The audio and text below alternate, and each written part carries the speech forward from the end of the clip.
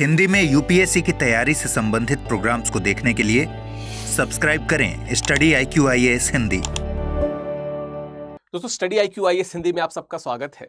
अगर मैं आपसे अफ्रीका महाद्वीप को लेकर कुछ पूछूं, क्या राय है आपकी, तो आप निश्चित तौर पे एक बिंदु की बात जरूर करेंगे कि इसको कॉन्टिनेंट ऑफ डार्कनेस कहा जाता था, बहुत पिछड़ा महाद्वीप है। ये बात आप करते हैं। इस समय अगर आप अफ्रीकी यूनियन की बात करें, जो अफ्रीकन यूनियन है उसकी अगर बात करें, तो वो इस बात को ही लेके एक विशेष बिंदु पे बात करना चाह रहा है कि जो हमारा मैप है, जो इंटरनेशनल लेवल पे जो मैप हम देखते हैं, वो मैप दरअसल वास्तविकता से बहुत छोटा है। कोलोनियल मेंटेलिटी के कारण इसको छोटा किया गया और बाद में इसको विस्तारित नहीं किया गया, और हमारे पिछड़ेपन का कारण ये मैप ही है।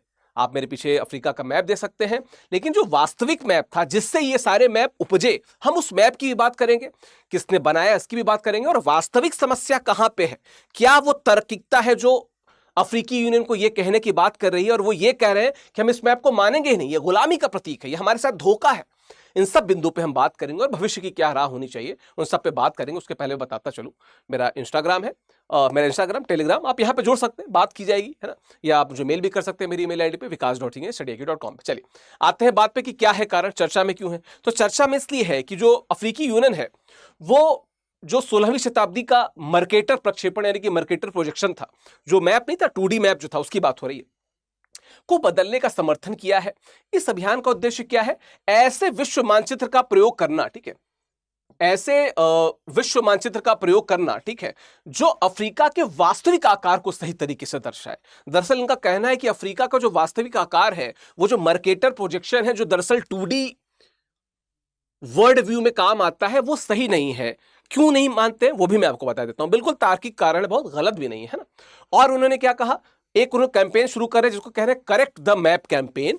और उन्होंने कहा कि जो 2018 में इक्वल अर्थ प्रक्षेपण था, जहां पे वास्तविकता में 3D में जो अर्थ है, जो हल्की सी चपटी सी अर्थ है, उसके जो प्रोजेक्शंस हैं, हम उनको मानेंगे। इनका यह भी कहना है कि ओवरऑल अगर देखा जाए तो जो अफ्रीका का एरिया है, अफ्रीका का एरिया अमेरिका यानी कि USA, चाइना, यूरोप, इंडिया, इन सब के एरिया से बड़ा है ना। यो तो दूसरा सबसे बड़ा कॉन्टिनेंट है ही, लेकिन इनका कहना है कि वास्तविकता में शायद ये सबसे बड़ा कॉन्टिनेंट हो। ये इनका मानना है कि अगर मैप को रीडिफाइन किया जाए, ठीक है। तो यही कुल मिला के मुद्दा है, लेकिन इसके कुछ और फैसेट्स हैं, उन पे भी हम बात करते चलेंगे, ठीक है। क्या है इस पे बात कर लेते हैं। देखिए, ये है मर्केटर प्रोजेक्शन जो बनाया गया था। बहुत ध्यान से देखिए तो देखिए, देशांतर रेखाएं तो आपको जितनी भी है, देशांतर रेखाएं जो है इसमें, है ना, देशांतर रेखाएं जो है वो आपको सारी इक्वल डिस्टेंस पे लगेंगी, लेकिन जो अक्षांश रेखाएं हैं, ठीक है, ये अक्षांश रेखाएं जो हैं, ये आपको इक्वेटर से इधर और इधर चौड़ी होती जाती दिखेंगी। देखिए यहां पे, देखिए यहां पे, देखिए कितना ज्यादा स्पेस है, यहां पे कम है, यहां पे कम है। तो इनका कहना है कि ये जो अक्षांश रेखाओं का और डिस्टेंस बढ़ जाना है, इसने क्या किया है, अल्टीमेटली जो अफ्रीका है, यहां पे अगर देखें तो इसको पतला कर दिया है, ठीक है, इसको पतला कर दिया है। अगर अक्षांश रेखाएं भी इक्वल डिस्टेंस पे प्रोजेक्ट की जाती तो शायद अफ्रीका का जो मैप होता वो कुछ ऐसा होता, थोड़ा और बड़ा होता। और छोटा क्यों कहा गया, इनका ये कहना है, वो तो मैं आऊंगा कारण पे। इन्होंने कहा कि छोटा ये बताया गया कि तो छोटा एरिया पे हमने कब्जा कर लिया है, बहुत बड़ा है नहीं। पर दरअसल उन्होंने बहुत बड़े पे, जो बड़े बड़े साम्राज्यवादी देश थे, उन्होंने बहुत बड़े एरियाज पे कब्जा कर रखा था। मैप पे छोटा लगता था तो छोटा लगता था, ठीक है। बस अब आ जाते हैं इस बिंदु पे कि क्या है, इसके विषयों पे भी बात कर लेते हैं। तो एक मिनट। तो जन्म क्या है भाई, गेराडस मर्केटर 1512 से 94 तक गणतज्ञ थे और उत्कीर्णक थे, जो मैप वगैरह वहां पे उत्कीर्ण किया करते थे, ठीक है। 1569 में उन्होंने इस मानचित्र का निर्माण किया, ध्यान से देखिएगा, है ना। इसका उद्देश्य क्या था, उस समय जो नाविक थे, जो बहुत देशों की यात्रा कर रहे थे, उनके जो यात्रा है उसको सुलभ बनाना। और अगर आप इस समय को देखें, मतलब अगर मैं बात करूं 15वीं 16वीं शताब्दी की, तो शायद जितने ज्यादा नाविक इस समय निकले हैं, कोलंबस से लेके वास्को डिगामा तक, सबको देख लीजिए इसी समय निकले। और जितने भी साम्राज्यवादी देश हैं, उन्होंने अपनी कॉलोनीज का जो विस्तार किया वो इस समय ही किया, और बहुत बड़ा रोल इस मैप का है, मर्केटर जो प्रोजेक्शन है इसका बहुत बड़ा मैप, ठीक, इसका बहुत बड़ा रोल है ना। तो क्या होगा, इन्होंने क्या किया कि नाविकों की समुद्री यात्रा में सहायता करना था। प्रारंभिक संस्करण 18 शीटों का एक सेट था जो 48 इंच ऊंचा और 80 इंच चौड़ा था, तो बहुत बड़ा, क्योंकि ये विशेषज्ञ थे तो बहुत समय निकाल के इन्होंने बनाया। पर वही बात कि उनका कहना है कि यार ये जो स्पेस इधर उधर बढ़ता जा रहा है ये नहीं होता, अगर इक्वली डिवाइडेड होता तो शायद ऐसा ना होता। दूसरा, बाद में हम इस पे आएंगे भी कि जो ग्रीनविच मीन लाइन को बीच की रेखा मान लिया गया, उसी को क्यों माना गया? क्यों? क्योंकि सबसे बड़ी कॉलोनी वही बगल में थी। तो शायद इस प्रकार के आरोप हैं, विस्तार से बात कर लेते हैं एक बार, ठीक है। तो क्या है पृष्ठभूमि? पहली बात तो तकनीकी विशेषताएं क्या है। मर्केटर ने पृथ्वी की सतह को एक बेलनाकार, आप देख सकते हैं यहां पे बेलनाकार प्रक्षेपण के रूप में प्रस्तुत किया। इसमें देशांतर और अक्षांश रेखाएं 90 डिग्री के कोण पे काटती थी, जो बिल्कुल आपको साफ में दिख रहा होगा जो काट रही है यहां पे, ठीक है। देशांतर रेखाएं समान दूरी पे थी, लेकिन अक्षांश रेखाओं के बीच की दूरी भूमध्य रेखा से दूर होने पर बढ़ती गई। इससे नाविकों को कंपास की सहायता से सीधी दिशा में यात्रा करने में तो सहायता मिलती थी, नाविकों को सहायता तो मिलती थी, पर ओरिजिनल जियोग्राफी का जो प्रोजेक्शन था वो तो गलत हो गया ना। यही बिंदु है, यही पॉइंट है ना। लोकप्रियता का विस्तार क्या है कि 19वीं शताब्दी तक यह मानचित्र एटलस और दीवारी मानचित्रों का मानक बन गया था। जितनी भी किताबें आप देखिए, और अभी भी बड़े स्तर पे इसका प्रयोग किया जाता है, बड़े स्तर पे। अब तो बहुत से ऑप्शंस आ गए हैं, बट स्टिल एक बड़ा वर्ग है जो इसी मर्केटर प्रोजेक्शन को प्रयोग करता है ना। समस्या की जड़ क्या है, बात कर लेते हैं। पहली बात तो आकार विकृति की समस्या, जो मैंने आपको बताई, उसको समझ भी लेते हैं। मर्केटर प्रक्षेपण में गोलाकार पृथ्वी को समतल आयताकार सतह पर दिखाए जाने के कारण ध्रुवों के पास, अब जैसे इसको इस एरिया को देखिए, अगर आप ध्रुवों के पास वाला एरिया देखेंगे, यहां पे देखिए, तो ये तो भाई गोला हो गया, जबकि ध्रुव इस प्रकार से है। तो ये जो स्पेस था, इस स्पेस की बात हो रही है बेसिकली, ठीक है। वापस कर देता हूं, बता देता हूं यहां पे। तो क्या है ना, ध्रुवों के पास बड़े खाली स्थान बन गए और इन्हें भरने के लिए उत्तरी और दक्षिणी सिरों को खींचा गया, जिससे आकार में वृद्धि, वो जो खींचने वाली बात बताया था ना, वो जो लंबी लंबी खींच गई, उससे आकार में विकृति उत्पन्न हुई। तो कारण अतार्किक नहीं है, तर्क है इनके पीछे, है ना। प्रभावित क्षेत्र कौन कौन से थे? बड़े दिखने वाले क्षेत्र कनाडा, रूस, अमेरिका, यूरोप, ध्रुवों के पास के जो थे, है ना। छोटे दिखने वाले क्षेत्र अफ्रीका, दक्षिण अमेरिका, भारत, भूमध्य रेखा के पास। इनफैक्ट ये जो पहल है ना कि मैप हमको करेक्ट करना है, इसके तहत अगर बात की जाए तो भारत भी अपने जो आकार है उस आकार से छोटा दिखाया जाता है मैप पे, तो भारत भी इस पहल को शुरू कर सकता है ना। चलो, चौंकाने वाले तथ्य क्या है? ग्रीनलैंड जो कांगो लोकतांत्रिक गणराज्य के आकार का है, पूरे अफ्रीका जितना बड़ा दिखता है। सोचो, ग्रीनलैंड कितना बड़ा दिखता है, पर वो कांगो के बराबर छोटा सा है। तो बड़ी इंपॉर्टेंट चीज है जिधर पॉइंट आउट कराया जा रहा है उस पर, है ना। बात करें इसके अलावा तो राजनीतिक और सामाजिक आयाम क्या है? पहले तो उपनिवेशवाद, यस। आलोचकों का क्या तर्क है कि अफ्रीका के छोटे दिखने से औपनिवेशिक शक्तियों को इसके शोषण में सहायता मिली। छोटा सा तो क्षेत्र है, लूट लेते हैं। बड़ा क्षेत्र होता तो सबकी आंखें तरेरी जाती, नहीं हो रहा है। दरेरा दिया जाता, नहीं हो रहा है। विश्व बैंक के पूर्व अर्थशास्त्री रबा जो अरेजकी हैं, इनके अनुसार उन्होंने क्या कहा? प्रक्षेपण अफ्रीका के लिए हाथापाई, जो दौड़ भाग चले थे कि हम लूट लेंगे, तुम लूट लो, है ना, उसके एक राजनीतिक उपकरण का काम करता था कि कौन सी उपनिवेशवादी बड़ा देश आ जाए और लूट ले अफ्रीका को। छोटा ही दिख रहा है ग्रीनलैंड, सोचो ना कि ग्रीनलैंड इतना बड़ा है, कांगो छोटा सा दिखेगा, मैप पे दिखा भी दूंगा। और तुर्रा ये की चीजें इस प्रकार से हैं।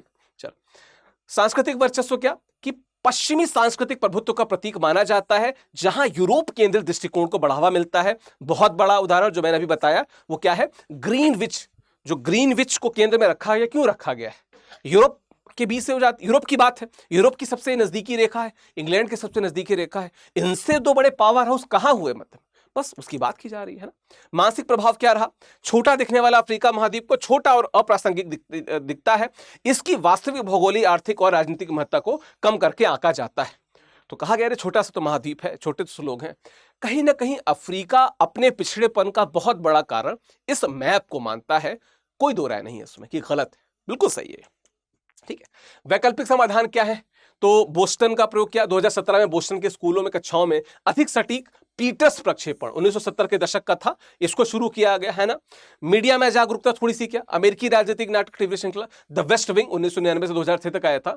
इसके एपिसोड में क्या बताया गया कि व्हाइट हाउस में सामाजिक रूप से जागरूक मानचित्रकारों का एक समूह, उसने जो मर्केटर प्रक्षेपण में जो बना हुआ था प्रोजेक्शन, उसमें जो पूर्वाग्रह थे उनको दूर करने का प्रयास भी किया, उसको दूर करने का प्रयास किया, लेकिन अभी तक वो लागू नहीं हुआ। बात इसकी बात है ना। इक्वल अर्थ प्रक्षेपण कहते हैं, जिसकी मैंने बात की थी 2018 में, क्या है कि अफ्रीका के वास्तविक आकार को बेहतर तरीके से दर्शाता है। अफ्रीकी संघ उपाध्यक्ष सलमा मलिका हद्दादी ने मर्केटर मानचित्र की अस्वीकृति वैश्विक मंच पे अफ्रीका के उचित स्थान को पुनः प्राप्त करने के सहायक होगी, ऐसा कहा। तो उन्होंने क्या कहा कि जो मर्केटर प्रोजेक्शन है पूरी दुनिया में इस्तेमाल होता है, when we have these options why we are using that option, यही बात है इनका, क्यों ना इसको प्रयोग किया जाए, इसकी बात की जाए। चलिए, आर्थिक और भू राजनीति निहितार्थ क्या है। गलत आकार प्रस्तुतिकरण से अफ्रीका के विशाल प्राकृतिक संसाधनों और आर्थिक क्षमता की गलत धारणा बनती है। मैंने जैसा बताया, मतलब तुम सोचो ना कि दूर से तो लग रहा है कि छोटा सा एरिया है, वास्तविकता में तो बहुत बड़ा एरिया है, कितने सारे खनिज संसाधन है वहां पे, लूट लूट के आप बन जाओ करोड़पति वहां पे, है ना। वास्तव में अफ्रीका संयुक्त राज्य अमेरिका, चीन, भारत और यूरोप को मिलाकर भी बड़ा है, जो वास्तविकता है एरिया वाइज, जो मैं कह रहा था, है ना। व्यापारिक प्रभाव क्या है। सही आकार की जानकारी से व्यापारिक साझेदारी और निवेश के निर्णयों में सकारात्मक प्रभाव पड़ सकता है। सकारात्मक, अफ्रीका के लिए सकारात्मक, है ना। जनसंख्या और बाजार का आकार क्या, कि अफ्रीका की जो 1.4 अरब बड़ी जनसंख्या है, 1.4 अरब, ध्यान रखना, ठीक है। तेजी से बढ़ती अर्थव्यवस्था के संदर्भ में सही मानक तय होंगे और वो जो देश वहां पे अपना पैसा लगा रहे हैं उनके मन में भी एक बेटर पिक्चर आएगी अफ्रीका की, कि बड़ा है, यहां पे अगर निवेश करेंगे तो भविष्य में फायदा होगा। तो अफ्रीका का ही फायदा है ना इसमें, तो उसी दिशा में वो बात कर रहे हैं लगातार, ठीक है। भविष्य की संभावनाएं क्या है। संस्थागत परिवर्तन, हाँ, अंतरराष्ट्रीय संगठन द्वारा नए प्रक्षेपण को, नए प्रोजेक्शंस को अपनाना, मैप पे जो है ना। उसके अलावा शैक्षणिक संस्थानों में पाठ्यक्रम में परिवर्तन किया जाए और मर्केटर प्रोजेक्शंस को न इस्तेमाल किया जाए, ठीक। और क्या है, सरकारी दस्तावेजों में नए मानचित्रों का प्रयोग किया जाए, जो नए मानचित्र है उनका प्रयोग किया जाए, नए जिनकी बात करें, मैं 2-3 ऑप्शन भी आपको बता दिया है ना।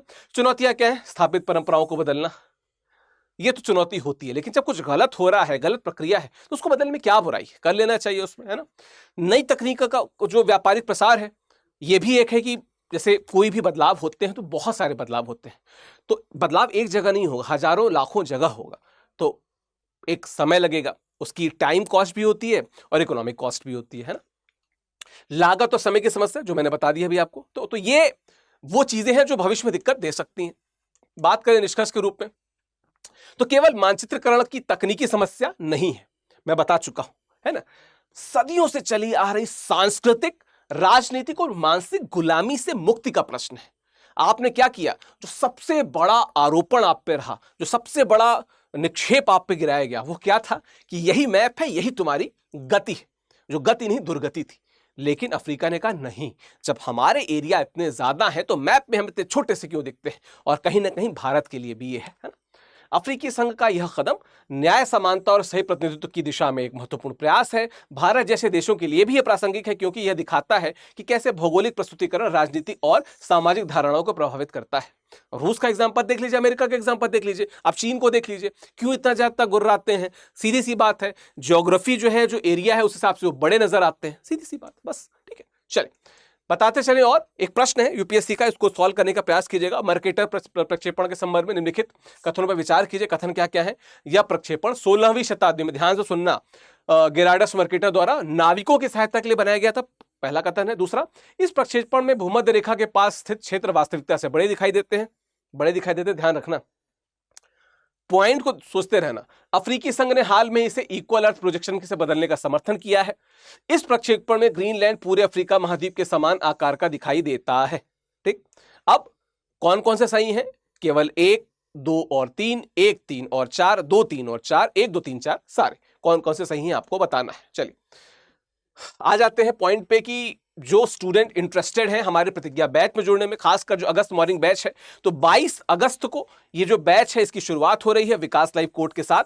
आप इसमें मैक्सिमम डिस्काउंट पा सकते हैं। 22 अगस्त बहुत दूर है नहीं, यूपीएससी का पहला पेपर है, यानी कि शुक्रवार का दिन है, उस दिन ये बैच शुरू होगा।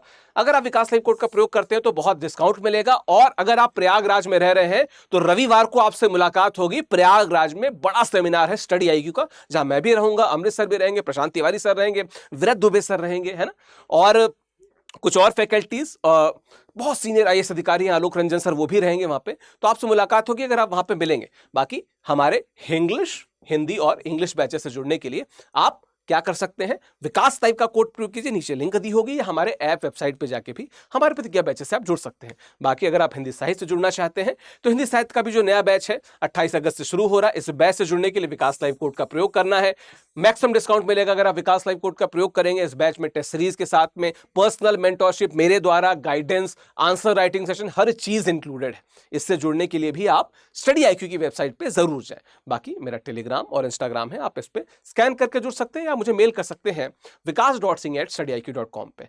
तो प्रश्न का उत्तर जरूर दीजिएगा और आपकी क्या राय है कि वास्तविकता में गुलामी का प्रतीक था, मुझे बताते जाइएगा। थैंक यू सो मच, धन्यवाद। स्टडी IQ IAS, आपका सिलेक्शन हमारा मिशन।